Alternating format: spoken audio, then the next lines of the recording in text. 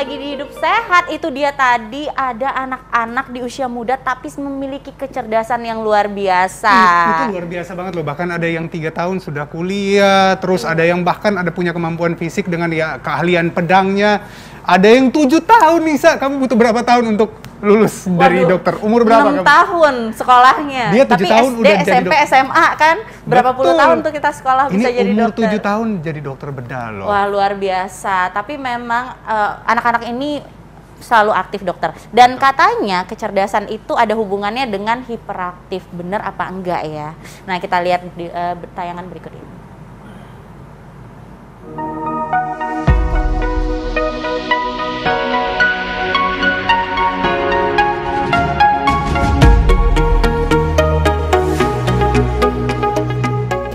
Masa anak-anak adalah saat penting dalam tumbuh kembangnya.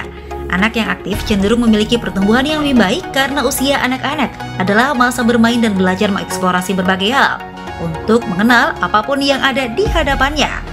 Namun bagaimana jika anak cenderung terlampau aktif dan tak bisa diam?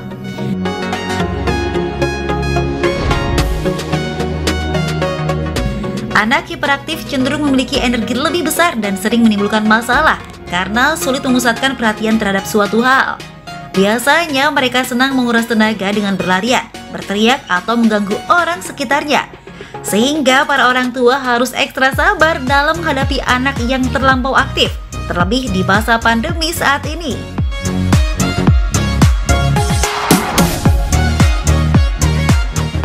Jika pada kondisi biasa orang tua bisa dengan mudah menyalurkan energi mereka dengan aktivitas di luar ruangan, namun saat pandemi terjadi semua harus dibiasakan untuk berkompromi dan melakukan aktivitas harian di rumah saja. Bisakah anak hiperaktif beradaptasi dengan kondisi pandemi saat ini? Langkah tepat apa yang sebaiknya dilakukan para orang tua? Dan benarkah hiperaktif sama dengan ADHD? Simak jawabannya di Hidup Sehat sesaat lagi.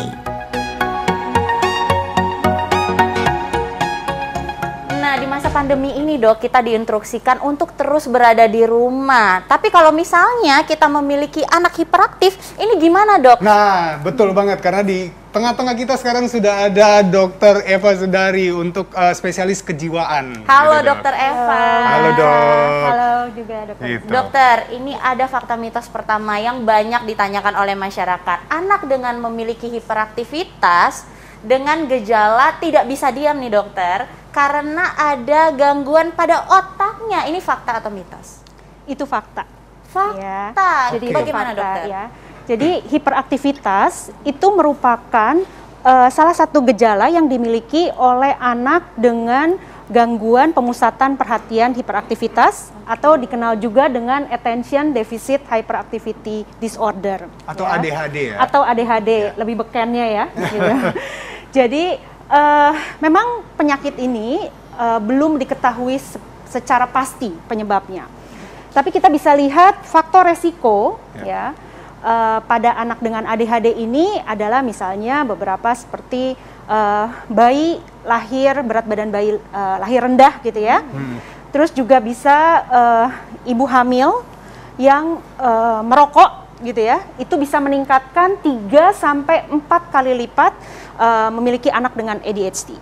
Oh, oke. Lalu juga selain itu secara genetik gitu ya, lahir dari keluarga yang memang ada dengan ADHD gitu ya. Oh, oke. Juga mengalami kesulitan persalinan ya, ibu mengalami kesulitan persalinan, ini juga faktor resiko yang bisa dihadapi oleh seseorang bisa mengalami ADHD atau tidak. Tapi tidak hanya faktor bawaan saja, tapi juga ada dekade terakhir ini masalah terkait gen transporter dopamin gitu ya. Jadi itu dikatakan bahwa interaksi antara faktor bawaan, lalu genetik dan lingkungan itu membuat seorang anak bisa mengalami gangguan ADHD. Nah, Dok, ini mungkin masyarakat pengen tahu, mungkin kita perlu perjelas, sebenarnya hyperaktivitas dan ADHD itu sama nggak? Hiperaktivitas itu satu bagian dari gejala. Jadi ada penyakit yang namanya ADHD tadi, ada 3 tipe. Satu tipe hiperaktif atau impulsif, yang kedua itu tipe inatensi, dan yang ketiga adalah kombinasi keduanya, baik hiperaktif impulsif dan juga inatensinya.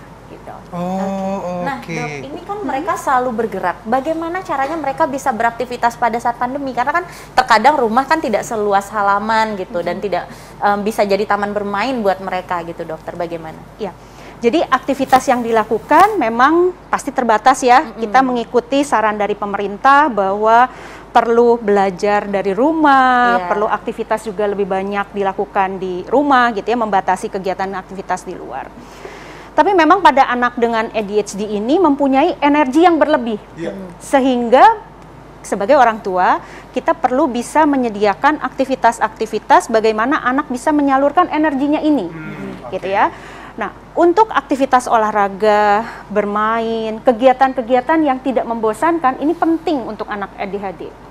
Jadi orang tua perlu kreatif menciptakan kegiatan-kegiatan, aktivitas, sekalipun itu olahraga, bisa bersama dilakukan di rumah. Iya, bisa, contohnya gitu. apa, Dok?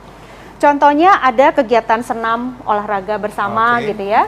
Itu bisa dilakukan di rumah. Permainan-permainan gitu ya, bermain. Yang jelas pada anak ADHD ini mereka butuh kreativitas. Sehingga kegiatan itu nggak bisa hanya kegiatan yang sifatnya monoton, itu aja gitu ya, itu akan membuat jenuh mereka. Bagaimana dengan menggambar atau bermain musik gitu? Itu bisa juga nggak? Betul. Jadi kegiatan menggambar, bermain musik, aktivitas mungkin bermain Lego misalnya gitu ya, itu kan juga menumbuhkan kreativitas ya, bisa macam-macam juga gitu. Itu juga salah satu aktivitas yang bisa dilakukan. Ini ngomongin aktivitas ya. Ini kan mereka suka berantakan banget nih, mereka suka berantakan. Nah, pasti orang tua ini kan pasti kadang suka marah atau apa, bagaimana cara untuk mengarahkan anak-anak ini, Dok? Iya. Iya, ditahan dulu, dijawab nanti. Setelah yang satu ini tetap di Hidup Sehat. Ya, pemirsa Hidup Sehat, tadi itu fakta menarik tentang otak. Itu seperti itu ya, Dok ya, dan perlu distimulasi ya. Perlu stimulasi. Ya, regio otak yang paling terakhir berkembang itu adalah regio prefrontal cortex ya. Jadi prefrontal cortex itu memang penting. Di mana itu, Dok, posisinya? Di area bagian depan. Kalau kita pegang. Oke. Gitu. Jadi itu area otak yang memang berfungsi untuk pengendalian diri, kontrol emosi juga ya. Di situ ada fungsi inhibisi, kita bilang fungsi eksekutif otak itu di area prefrontal cortex tersebut. Nah, Dokter Rizal, tadi Dokter Eva ngomongin soal emosi. Jadi orang tua tuh katanya juga bisa emosi nih, Dok. Ini banyak pertanyaan dari masyarakat. Apakah benar orang tua melihat anaknya yang super hiperaktif itu rentan terkena emosional berlebihan? Ini fakta atau mitos? Dan bagaimana caranya, Dok, mengatasinya? Itu fakta ya. Jadi orang tua bisa kesulitan mengendalikan anaknya yang hiperaktif sehingga dirinya juga jadi kesulitan untuk mengendalikan emosi gitu ya. Nah, bagaimana caranya? Tentu kalau orang tua bisa memahami kenapa sih anaknya ini menderita ADHD gitu ya, tahu gitu loh bahwa ADHD ini bukan pilihan loh gitu. Siapa sih yang mau menderita ADHD gitu ya? Bukan disengaja juga gitu. Sehingga kalau misalnya orang tua bisa memahami anaknya ini juga butuh bantuan, justru bukan diomelin, bukan dimarahin gitu ya, tapi justru dibantu apa yang perlu diperbaiki dari anaknya, diajak terapi dan lain-lain. Nah, ini kan bisa membantu anak juga bisa bertumbuh secara optimal gitu. Dok, sebenarnya tadi kan ada salah satu gejalanya itu adalah dengan hyperaktif untuk anak ADHD. Selain gejala itu apa yang harus perlu diwaspadai, dan kadang kan kita jangan langsung orang tua label ini ADHD nih gitu. Bagaimana, Dok, untuk menyimpulkan bahwa oh iya anak saya ini ADHD, harus saya bawa ke dokter? Gitu. Iya. Jadi memang ada screening ya atau deteksi dini untuk anak dengan ADHD ini, ada tes corner gitu ya. Itu screening bisa dilakukan oleh orang tua ataupun guru ya. Ada kuesionernya, nanti bisa dilihat itu tes corner. Ada 10 pertanyaan. Kalau misalnya lebih dari 13 nilainya gitu ya, kemungkinan ke arah ADHD gitu. Tapi tetap diagnosis sendiri itu tidak bisa oleh orang tua ataupun guru tersebut ya. Jadi diagnosis itu perlu dari ahlinya, apakah psikiater, psikolog atau dokter anak gitu. Nah, anak ADHD tadi saya sampaikan ada 3 gejala, inatensi, hiperaktif impulsif ataupun campuran keduanya ya.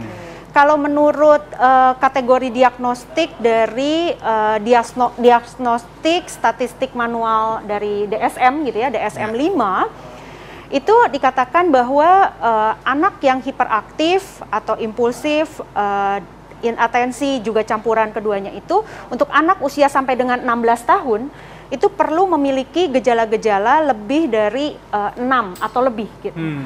Dan gejala seperti misalnya kayak tadi ya, kesulitan mempertahankan perhatian, misalnya kesulitan untuk mengingat gitu ya, kesulitan untuk mengendalikan diri, nggak bisa duduk diam. Nah, gejala-gejala ini tuh perlu ditemui minimal selama 6 bulan gitu ya, dan tidak hanya ditemui di satu tempat aja gitu. Jadi misalnya dia ada alami gejala-gejala tersebut baik di rumah maupun di sekolah gitu. Minimal 2 tempat gitu ya. Dan gejala-gejala ini juga menimbulkan adanya gangguan yang fungsi yang bermakna gitu loh. Perlu ada seperti itu. Perlu ada seperti gitu. itu. Nah dok, gini, biasa kan orang tua itu maunya gampang, ya, maunya gampang. Rata-rata supaya anak ini anteng, itu dikasih gadget, mau dia hyperaktif atau tidak, itu selalu, atau memberikan gadget supaya dia nggak, kalau bilang bergerak kemana-mana gitu kan, atau terlalu aktif. Itu solusi atau bukan dok? Itu bukan solusi. Bukan solusi. Itu Jadi bukan gimana solusi. dok harusnya? Jadi kita perlu bijaksana ya dalam menggunakan gadget ini. Ada umur-umurnya nggak dok kira-kira? Iya. Jadi kalau untuk rekomendasi dari WHO itu anak kurang dari 5 tahun itu tidak boleh menggunakan gadget lebih dari 1 jam. Sehari? Iya. Ya. Gitu Oke. ya. Kenapa? Kalau misalnya saya dengan teman-teman baik dari RSCM ataupun dengan mahasiswa gitu ya, ada lakukan penelitian. Ya. Kalau misalnya dilakukan pada anak-anak atau remaja gitu ya, menggunakan gadget lebih dari 3 jam, kemungkinan menjadi adiksi itu lebih rentan. Adiktif. Dan anak-anak tadi sesuai dengan video yang tadi juga ya, itu kan masih mengalami perkembangan. Dan regio prefrontal cortex itu matang secara sempurna di usia 25 sampai dengan 26 tahun. Jadi dia belum tahu kan, ini baik atau buruk gitu. Sehingga penggunaan gadget itu perlu bimbingan dari orang tua. Misalnya, jangan berikan gadget kepemilikannya sendiri pada anak usia di bawah itu gitu loh. Orang tua bisa misalnya meminjamkan gitu ya. Ya, kita sama-sama menyadari bahwa situasi yang penuh tantangan ini di era pandemi ini, kita tidak bisa ya kalau nggak pakai gadget kan gitu ya. Untuk belajar, pembelajaran jarak jauh dan lain-lain, itu kita menggunakan gadget. Tapi perlu monitoringnya dari orang tua gitu. Oke, nah dokter, tapi bagaimana jika anak sudah terlanjur adiksi, kecanduan dokter? Apakah bisa diobati dari kecanduan gadget tersebut? Dan tandanya tuh seperti apa dokter kalau anak itu sudah kecanduan gadget? Ya. Jadi seseorang yang mengalami kecanduan gadget itu, dia memiliki gejala tidak bisa, dia selalu memprioritaskan gitu gadget di atas aktivitas lainnya. Udah tahu bahwa memprioritaskannya ini salah gitu ya, jadi ada konsekuensi buruk dari menggunakan gadget yang berlebihan ini, tapi tetap dilakukan dan dia kesulitan untuk mengendalikan diri. Oke, nah dok ada tips nggak buat pemirsa di rumah? Iya, jadi untuk pemirsa di rumah ya, tadi kita sama-sama nggak bisa pungkiri bahwa ini era teknologi, kemajuan digitalisasi, kita sama-sama membutuhkan terkait dengan gadget ini ya.